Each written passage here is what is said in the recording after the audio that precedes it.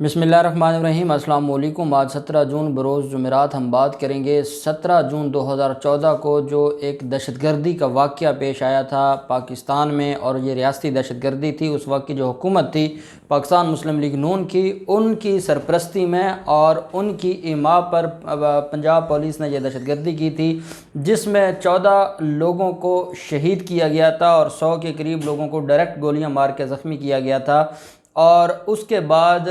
17 जून 2014 से लेके आज 17 जून 2021 है। ये केस कहाँ पर खड़ा है, इस केस की तारीख़ क्या है, मैं आपको मुख्तसर बताऊंगा कि इंसदाद दहशतगर्दी की अदालत में इस केस की क्या सूरत हाल है, लाहौर हाई कोर्ट में कौन से केसेस चल रहे हैं मॉडल टाउन साहनिया से रिलेटेड, और सुप्रीम कोर्ट में कौन सी अपीलें पेंडिंग हैं। और साथ मैं आपके साथ ये भी शेयर करूँगा कि बिस्मा अमजद जो कि मासूम बच्ची है, जिसकी वालदा को उस दिन उनकी उस बच्ची की आंखों के सामने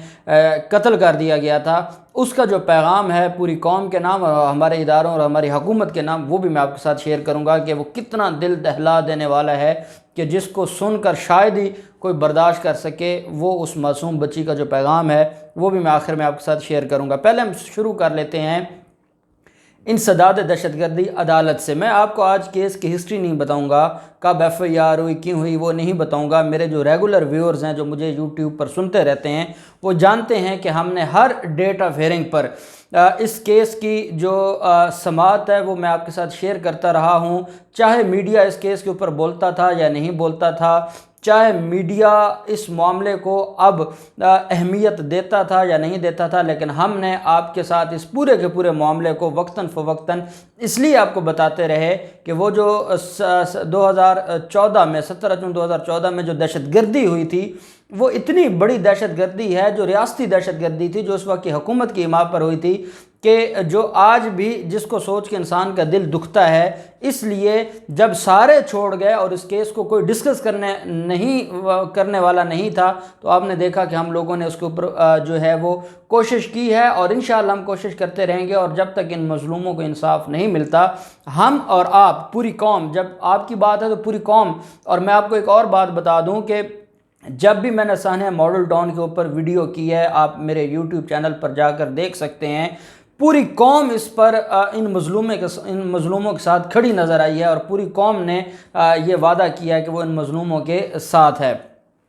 दहशतगर्दी की जो अदालत है वहाँ पर जब इस्तग़ासा फ़ाइल किया जाता है तो उस इस्तग़ासा में इस वक्त तक 56 जो गवाहान थे, जिनमें ज़ख्मी भी गवाहान थे और जो आई विटनेसेस थे, जो इसमें डायरेक्ट एविडेंस जिसको हम कहते हैं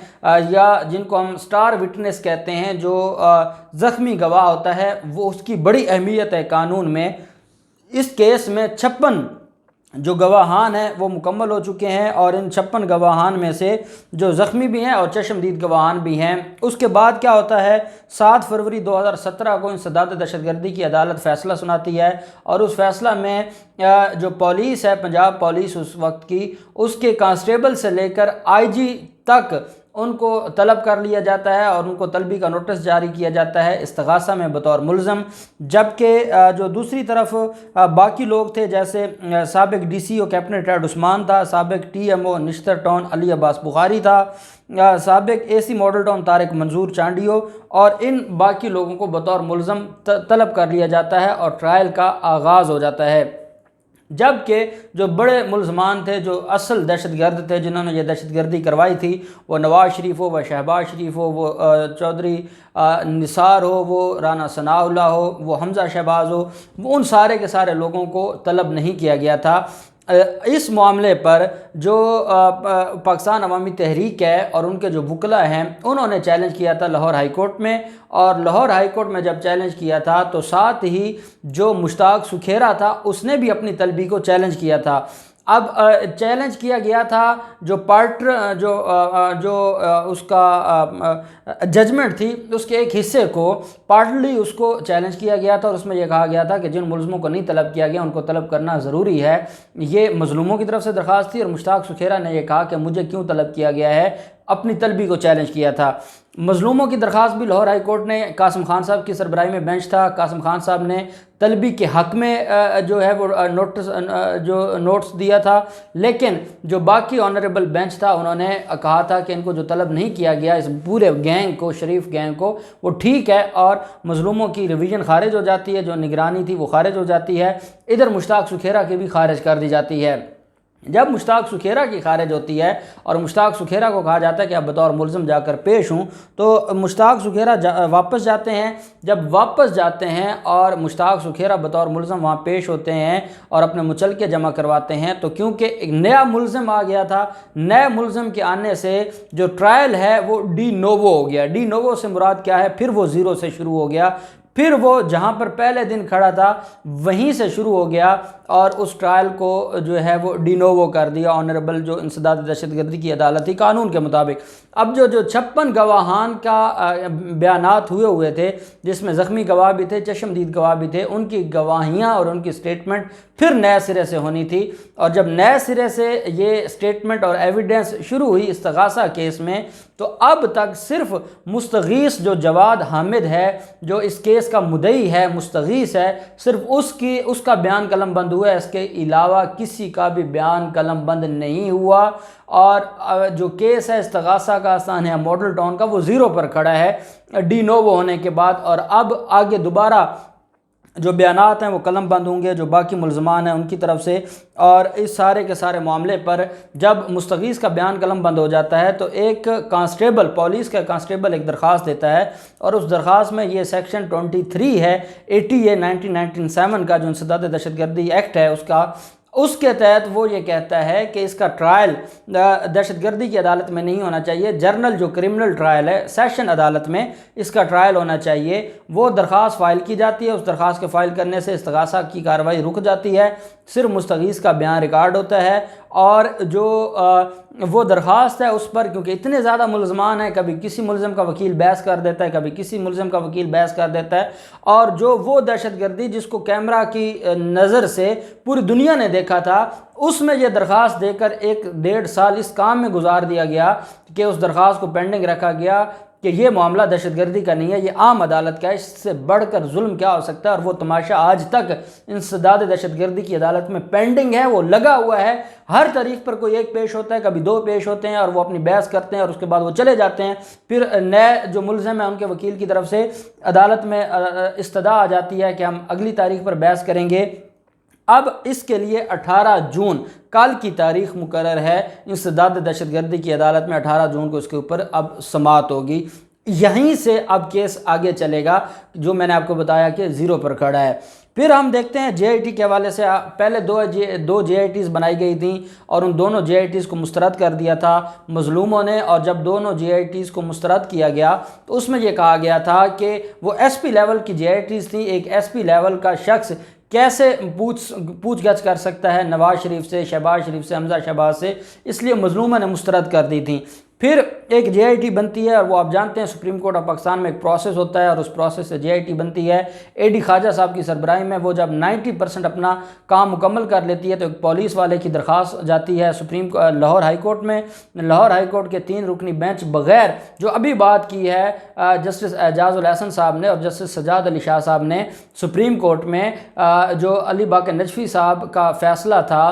جو شہباز شریف کو بیرون ملک بھیجنے کا، اور انہوں نے کہا بغیر نوٹس کہ دوسرے فریق کو بغیر سنے یا نوٹس دیے کیسے یہ فیصلہ سنا دیا گیا۔ بالکل ایسا ہی سانحہ ماڈل ٹاؤن کی جے آئی ٹی کے ساتھ ہوا تھا، بغیر فیصلہ سنا، بغیر نوٹس کیے یا ایڈوکیٹ جنرل پنجاب کو سنے، اور ان کو وہ سسپینڈ کر دی جاتی ہے، جس پر ایڈوکیٹ جنرل پھر احتجاج کرتے ہیں اور ان کو پھر توہین عدالت میں گھر جانا پڑتا ہے۔ تو یہ بھی ایک لمحہ فکریہ ہے ہمارے عدالتی نظام کے لیے۔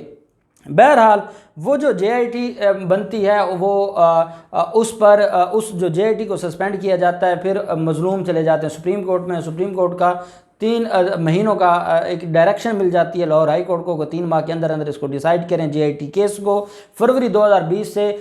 جون 2021 آ گیا، آج تک اس پر کوئی صرف ایک سوال نامہ دیا گیا ہے، اور اس سوال نامے کے علاوہ اب تک کوئی اس پر کارروائی نہیں ہوئی۔ 7 رکنی بینچ ہے، جب کیس فکس ہوتا ہے کوئی آنریبل جج نہیں ہوتے اور وہ کیس ریلسٹ ہو جاتا ہے اور پھر وہ معاملہ پینڈنگ ہو جاتا ہے، اور اس وقت جب میں آپ سے بات کر رہا ہوں 17 جون 2021 کو ابھی تک دوبارہ وہ کیس فکس نہیں ہوا۔ آگے جولائی اگست کی چھٹیاں ہیں آنریبل لاہور ہائی کورٹ کی، تو اب دیکھتے ہیں کہ اس کے بعد کیا یہ سپٹمبر اکتوبر میں چلا جائے گا، یہ تو اللہ ہی جانتا ہے۔ بہرحال دوسری طرف جو باقر نجفی صاحب کی رپورٹ تھی، اور باقر نجفی صاحب کی جو رپورٹ ہے اس میں یہ جو سارا کچھ کہا گیا تھا، اچھا ایک اور اہم چیز ہے جو اس میں یہ کہا گیا تھا کہ جو نئی جے آئی ٹی تھی اس نے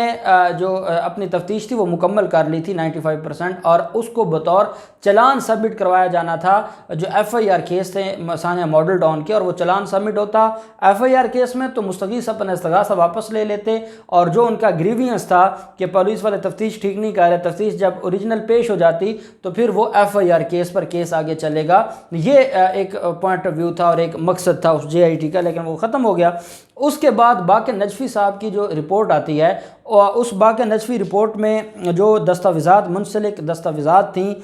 جس میں ملزمان کے بیان حلفی تھے، ٹیلی فون ڈیٹا تھا، ریکارڈ تھا، احساس اداروں کی رپورٹس تھیں اور دیگر دستاویزات تھیں جو مستغیث نے درخواست دی پنجاب حکومت کو تب بھی اور اب بھی۔ اب اگر ہماری جو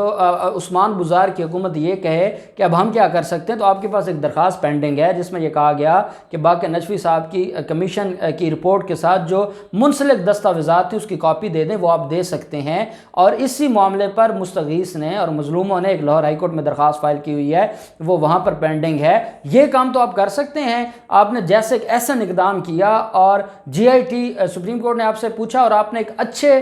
سربراہ کی سربراہی میں جے آئی ٹی بنائی، ہم اس کو اپریشیٹ کرتے ہیں، اور یہ ایک بڑا کارنامہ تھا پاکستان تحریک انصاف کی حکومت کا۔ لیکن ساتھ ہی جو یہ درخواست پنجاب حکومت بیوروکریسی کے پاس پینڈنگ پڑی ہے، بیوروکریسی خود انوالو تھی، وہ کبھی اس درخواست پر فیصلہ نہیں کرے گی یا ڈاکومنٹس نہیں دے گی، تو یہ عثمان بزار صاحب آپ کی ذمہ داری ہے، یہ ڈاکومنٹس آپ نے پرووائڈ کرنے، اور یہ ہائی کورٹ میں بھی ریٹ پینڈنگ ہے مظلوموں کی۔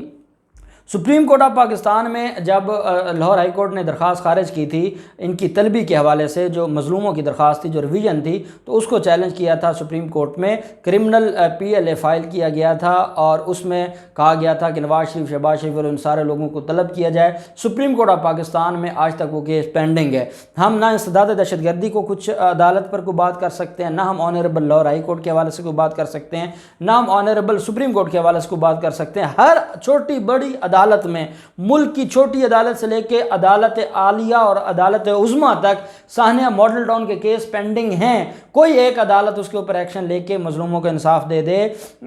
جو بسمہ امجد ہے اس کا جو پیغام ہے، اس نے کہا کہ جس دن میں میاں ثاقب نثار صاحب جو سابق چیف جسٹس تھے ان کی عدالت میں گئی تھی، انہوں نے میرے سر پر ہاتھ رکھا تھا اور ہاتھ رکھ کر کہا تھا کہ بیٹے آپ کو انصاف دینا ہماری ذمہ داری ہے، آپ کا کام ہے پڑھنا، آپ اسٹڈی کریں۔ اور ڈاکٹر طاہر القادری کو اس دن عدالت نے کہا تھا کہ آپ نے آئندہ احتجاج نہیں کرنے، آپ نے آئندہ اس معاملے کو، کیونکہ اب عدالتوں میں آیا ہے، ہم اب اس کی نگرانی کریں گے، ہم اس پر پہرا دیں گے، لیکن اب آپ نے احتجاج نہیں کرنا اور آپ نے ہمارے اوپر اعتماد کرنا ہے۔ دونوں جو سائیڈز ہیں، چاہے وہ بسمہ امجد ہے یا ڈاکٹر طاہر القادری یا ان کی جماعت، وہ اس بات پر تو قائم ہیں کہ انہوں نے اس کے بعد سے جو ان کا احتجاج تھا، دھرنے تھے، وہ ختم کر دیے کہ ہمیں عدالتوں پر اعتماد ہے۔ اب عدالتوں کی ذمہ داری ہے کہ وہ اپنا وعدہ نبھائیں، اور یہ بسمہ امجد آج سپریم کورٹ آف پاکستان کو، آنریبل لاہور ہائی کورٹ کو، انسداد دہشت گردی عدالت کو،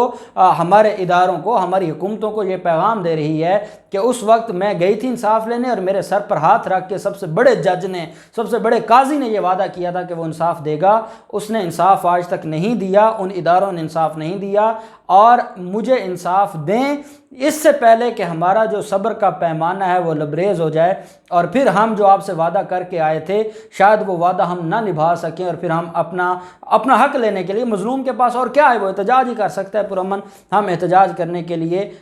سڑکوں پر آ جائیں۔ اب دیکھتے ہیں کیا ہوتا ہے، جو بھی ڈیٹیلز ہوں گی ہم آپ کے ساتھ شیئر کرتے رہیں گے۔ ہم امید کرتے ہیں اور ہم دعا کرتے ہیں اور ہم مطالبہ کرتے ہیں کہ کہ اس معاملے پر جو ان مظلوموں کو انصاف دینا ہماری عدالتوں، ہمارے اداروں اور ہماری حکومتوں کی ذمہ داری ہے۔ خدا کے لیے یہ ذمہ داری نبھائیں، نہیں تو